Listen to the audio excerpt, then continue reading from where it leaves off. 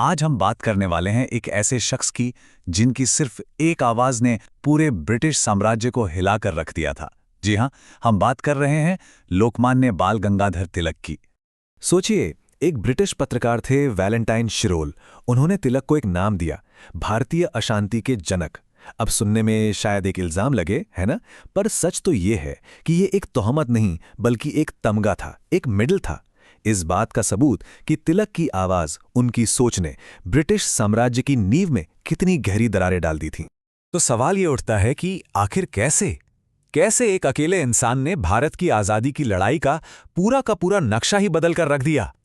चलिए आज इसी को समझने की कोशिश करते हैं। तो देखिए, तिलक ने ना भारतीय राजनीति का जो तरीका था उसे एकदम बदल दिया। एक तरफ वो दौर था जहां ज्यादातर नेता याचिकाओं और अर्जियों पर यकीन करते थे, और दूसरी तरफ थे तिलक, जिन्होंने सीधे सीधे विरोध का बिगुल फूंक दिया था।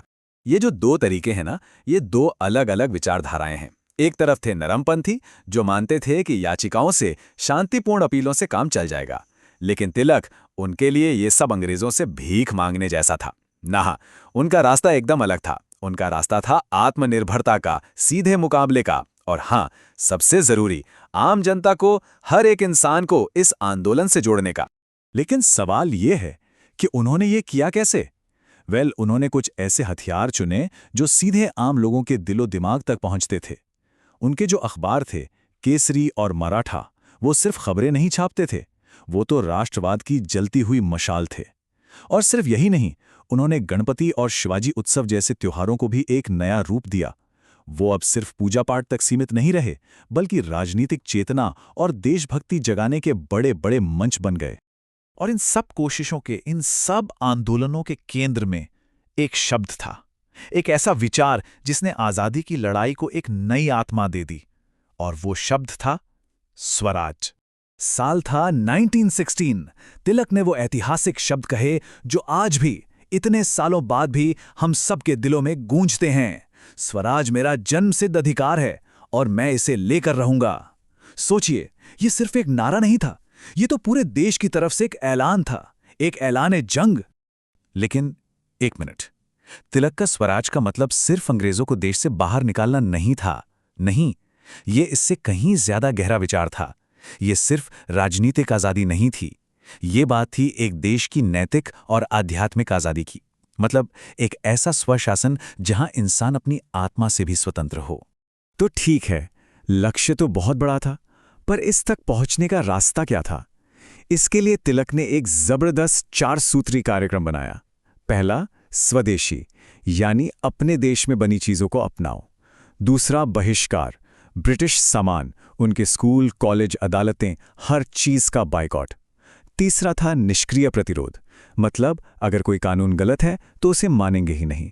और चौथा, जो शायद सबसे जरूरी था, राष्ट्रीय शिक्षा, अपनी खुद की शिक्षा प्रणाली जो गुलाम नहीं बल्कि देशभक्त बनाए। अब जाहिर सी बात है, जब कोई एक पूरे साम्राज्य को चुनौती देगा तो साम्राज्य चुप तो नहीं बैठेगा, वो पलटवार करेगा। और तिलक को अपनी इन क्रांतिकारी गतिविधियों की बहुत भारी कीमत चुकानी पड़ी। ये जो टाइमलाइन है ना, ये उनके कभी न झुकने वाले जज्बे की कहानी है। 1897 में जेल, फिर 1908 में देशद्रोह का आरोप लगाकर फिर से गिरफ्तारी, और इस बार बर्मा की मांडले जेल में लंबा निर्वासन। लेकिन अंग्रेजों का हर जुल्म उन्हें तोड़ने की जगह और मजबूत बना रहा था। इसका सबसे बड़ा सबूत, 1916 में जैसे ही वो रिहा हुए, उन्होंने तुरंत होम रूल लीग की स्थापना कर दी। जैसे वो कह रहे हों, मैं वापस आ गया हूं और मैं हारा नहीं हूं। पूरे 6 साल, जरा सोच कर देखिए, 6 साल अपने देश से, अपने लोगों से दूर, मांडले की उस काल कोठरी ने, ये सिर्फ एक सजा नहीं थी, ये उस स्वराज के सपने के लिए चुकाई गई एक बहुत बहुत बड़ी कीमत थी। और ये कीमत उन्होंने अकेले चुकाई। पर तिलक को जेल की दीवारें भी रोक नहीं पाई। उन्होंने अपनी कलम को अपना हथियार बनाया और उन दीवारों को तोड़ दिया। वहीं उस जेल में उन्होंने अपनी सबसे महान रचनाओं में से एक लिखी, गीता रहस्य। इसमें उन्होंने भगवद गीता की एक बिल्कुल नई व्याख्या पेश की। उन्होंने कहा कि गीता सिर्फ मोक्ष की बात नहीं करती, वो बात करती है कर्म की, अपने कर्तव्य को बिना किसी स्वार्थ के पूरा करने की। और ये किताब, ये सोच आज़ादी के दीवानों के लिए एक प्रेरणा का स्रोत बन गई।